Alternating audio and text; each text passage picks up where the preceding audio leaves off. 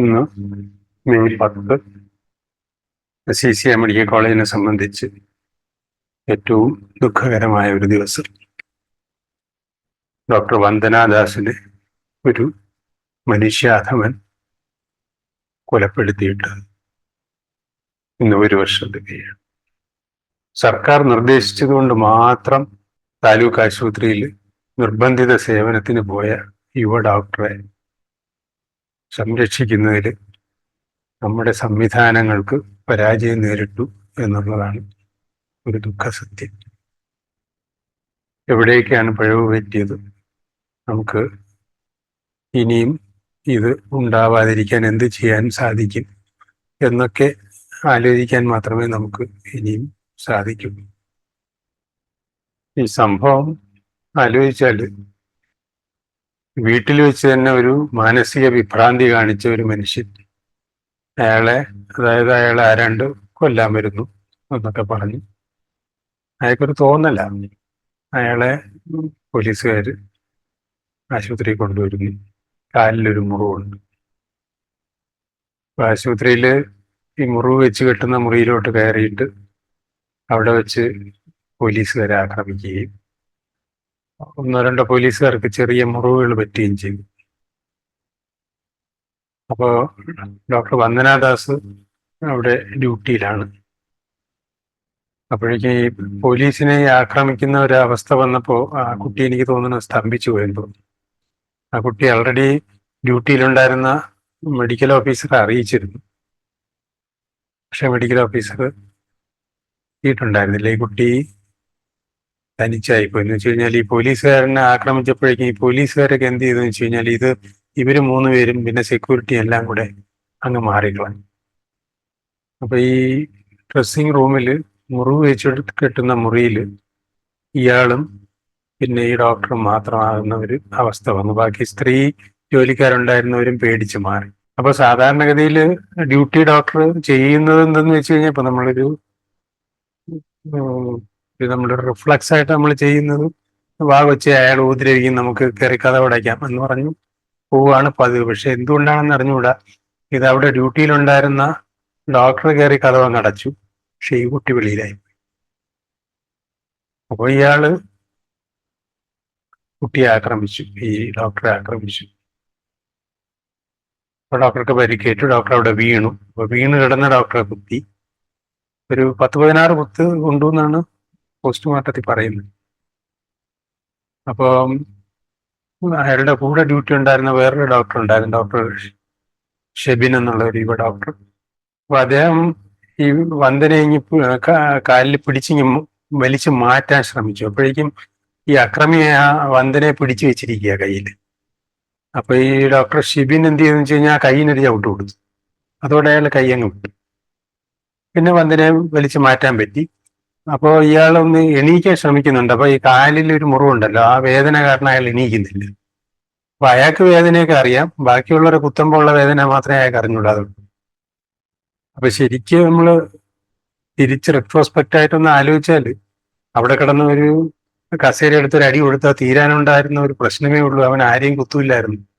പക്ഷെ നമ്മുടെ ഈ ആരോഗ്യ പ്രവർത്തകർക്ക് ഇങ്ങനെ നമ്മുടെ സേവനം ചോദിച്ചു വരുന്നവരെ അങ്ങനെ ആക്രമിക്കാൻ പാടുണ്ടോ എന്നൊക്കെ ഒരു ചിന്ത എപ്പോഴും നമ്മൾക്ക് ഇങ്ങനെ, അത് നമ്മുടെ മനസ്സിൽ അങ്ങനെ രൂഢമൂലമായിട്ടിരിക്കുക. പക്ഷെ അതിന്റെ ആവശ്യമില്ല. കാരണം നമ്മുടെ ആരോഗ്യവും നമ്മൾ ജീവിച്ചിരുന്നാലല്ലേ നമുക്ക് സേവനം കൊടുക്കാനുള്ളൂ. അപ്പൊ ഇത്രയും ഒരു അപകടകരമായ ഒരു സന്ദർഭത്തിൽ ആ കാര്യമൊന്നും ആലോചിക്കേണ്ട കാര്യമില്ല. ഈ 3 തടിയൻ പോലീസുകാരും സെക്യൂരിറ്റിയും ഒക്കെ നിന്നിട്ട് അവർക്ക് ഇത് ചെയ്യാൻ വയ്യാന്ന് വെച്ച് കഴിഞ്ഞാൽ അത് എന്തുകൊണ്ടത് അന്ന് സംഭവിച്ചു എന്ന് എനിക്കിപ്പോഴും ആലോചിച്ചിട്ട് പിടികിട്ടുന്നില്ല. അപ്പൊ ഇങ്ങനെ നമ്മുടെ ഡോക്ടർ വന്ദനെ ആക്രമിയിൽ നിന്ന് രക്ഷപ്പെടുത്തി കൊണ്ടുവന്നപ്പോഴേക്കും ആംബുലൻസ് അവിടെ ഇല്ല. ആംബുലൻസ് അവിടെ പോയി. ആംബുലൻസ് ചെറിയൊരു പരിക്കേറ്റ ഒരു പോലീസുകാരനുണ്ടല്ലോ, അയാളെയും കൊണ്ട് വിജയ ആശുപത്രിയിലോട്ട് പോയി. അവിടെ 2-3 പ്രശ്നങ്ങളാണ്. ഒന്ന്, ഒരു ചെറിയ മുറിവ് പറ്റിയ ഒരാൾ, അതായത് ഗുരുതരമായ മുറിവ് അല്ലല്ലോ, ആശുപത്രിയിലൊന്നും കിടന്നില്ലല്ലോ. ഒരു ചെറിയ മുറിവ് പറ്റിയ ഒരാളിന് മുറിവ് വെച്ച് കെട്ടാനും ചികിത്സിക്കാനും ഈ താലൂക്ക് ആശുപത്രിയിൽ സൗകര്യം ഇല്ലെങ്കിൽ ഈ താലൂക്ക് ആശുപത്രി അടച്ചു പൂട്ടണം. എന്തിനാ ഇത് തുറന്നു വെച്ചുകൊണ്ടിരിക്കുന്നത്? പിന്നെ രണ്ടാമത്, ഇപ്പൊ രണ്ടു മൂന്ന് പേർക്ക് പരിക്ക് പറ്റിയാൽ അതില് പ്രയോറിറ്റൈസ് ചെയ്യണ്ടേ? ഏറ്റവും സീരിയസ് ആയിട്ട് ജീവന് തന്നെ അപകടം വരത്തക്ക രീതിയിൽ നെഞ്ചിൽ കുത്തേറ്റ ഒരാളിനെ അല്ലേ ആംബുലൻസിൽ കൊണ്ടുപോയിട്ടേ? അപ്പൊ ഇവിടെ ഒരാളിങ്ങനെ നടന്ന് കുത്തേൽക്കുന്നു, അതൊന്നും കണക്കാക്കാതെ ഈ പോലീസുകാരൻ അങ്ങനെ പോകാനാണ് പാടുണ്ട്. പിന്നെ ഡോക്ടർ വന്ദനെ ജീപ്പിലാണ് പിന്നെ കൊണ്ടുപോയത്, ആശുപത്രിയിൽ കൊണ്ടുപോയി. അതെന്തിനാണ് വിജയ ആശുപത്രിയിലോട്ട് വിട്ടതെന്ന് എനിക്ക് അറിഞ്ഞൂടാ. വിജയ ആശുപത്രി അത്ര വലിയൊരു കോർപ്പറേറ്റ് ആശുപത്രിയോ അങ്ങനെ വലിയ സൗകര്യങ്ങളുള്ള ഒരു ആശുപത്രിയോ ഒന്നും അല്ല. ഏതായാലും അവിടെ പോയി. അവിടെ പോയപ്പോ ആശുപത്രിയിൽ എത്തിയപ്പോഴേക്കും വന്ദന അങ്ങ് കുഴഞ്ഞു കഴിഞ്ഞു, ഡോക്ടർ വന്ദന കുഴഞ്ഞു കഴിഞ്ഞു.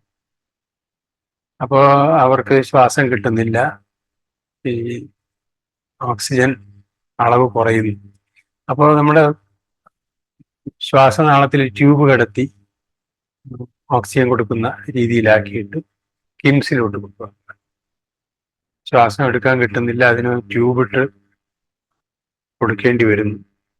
ആ ബോധം നശിച്ചു. അങ്ങനെയുള്ള ആളിനെ ഏറ്റവും അടുത്ത ആശുപത്രിയിലല്ലേ എത്തിക്കേണ്ടത്? ഏറ്റവും നല്ല ആശുപത്രിയിൽ ജീവനോടെ എത്തിച്ചിട്ടല്ലേ പ്രയോജനം. ഇത്രയും അകലെയുള്ള ഒരു ആശുപത്രിയിലോട്ട്, നല്ല ആശുപത്രി അല്ലെന്നല്ലേ ഈ പറയുന്നത്, കിംസ് വളരെ നല്ല ആശുപത്രിയാണ്, പക്ഷെ അവിടെ എത്തണ്ടേ? അപ്പോൾ ഏറ്റവും അടുത്ത ആശുപത്രിയിൽ, പ്രത്യേകിച്ചും എമർജൻസി മെഡിസിൻ ഫെസിലിറ്റി ഉള്ള ആശുപത്രിയിൽ എത്തിക്കണമായിരുന്നു. അതായിരുന്നു അതിന്റെ കറക്റ്റ് ഡിസിഷൻ. കാരണം എമർജൻസി മെഡിസിൻ ഉള്ളവർക്കാണ് ഈ ഇമാതിരിയുള്ള അപകടങ്ങളിൽ എന്തൊക്കെയായിരിക്കും പ്രശ്നങ്ങൾ ഉണ്ടാവുക, അതിനെന്ത് ചെയ്യേണ്ടി വരും, അങ്ങനെ ഒരു തീരുമാനമെടുക്കാൻ നല്ലത് എപ്പോഴും എമർജൻസി മെഡിസിനാണ്. പക്ഷേ ആ ഒരു ഇതില്ലാണ്ട് ഇത്രയും ദൂരോട്ട് പറഞ്ഞയച്ചത് എന്തിനാണെന്ന് മനസ്സിലാവുന്നില്ല. പിന്നെ ഇത് രക്ഷിക്കത്തക്കതായിരുന്നു എന്നൊക്കെ ഉള്ള ഒരു ഡിസ്കഷൻ, അതൊരു മെഡിക്കൽ ഡിസ്കഷനാണ്, അത് ഞാനിവിടെ പറയുന്നില്ല. പക്ഷെ എങ്കിലും റെഫർ ചെയ്യുമ്പോൾ ഉണ്ടാകേണ്ട മിനിമം കോമൺ സെൻസ് ഉപയോഗിച്ചിട്ടില്ല. കാരണം ജീവൻ മരണ പോരാട്ടം ആകുമ്പോൾ ഏറ്റവും അടുത്ത ആശുപത്രിയിൽ എത്തിക്കുക എന്നുള്ളതാണ് ചെയ്യേണ്ടിയിരുന്നത്. അങ്ങനെ നമുക്ക് ഡോക്ടർ വന്ദനെ നഷ്ടപ്പെട്ടു. കാരണം കിംസ് ആശുപത്രിയിൽ വന്നപ്പോഴേക്കും പിന്നെ കാര്യമായ ഒന്നും ചെയ്യാനില്ലാത്തൊരവസ്ഥയായിരുന്നു.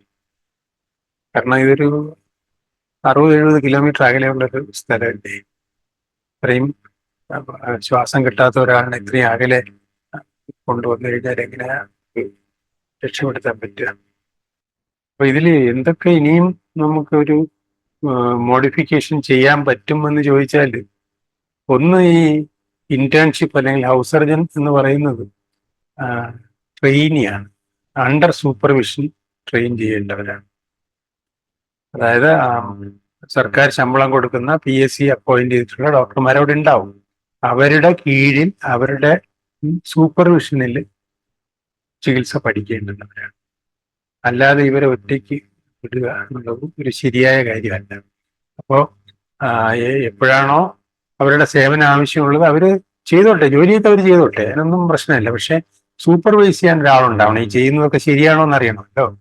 അപ്പൊ ശരിക്കും പറഞ്ഞാൽ ഒരു എക്സ്പീരിയൻസ് ഉള്ള ഒരു ഡോക്ടറിന് ഇത് മനസ്സിലാവും. ഇവന്റെ മുറിവല്ല അവന്റെ പ്രധാന കാര്യം.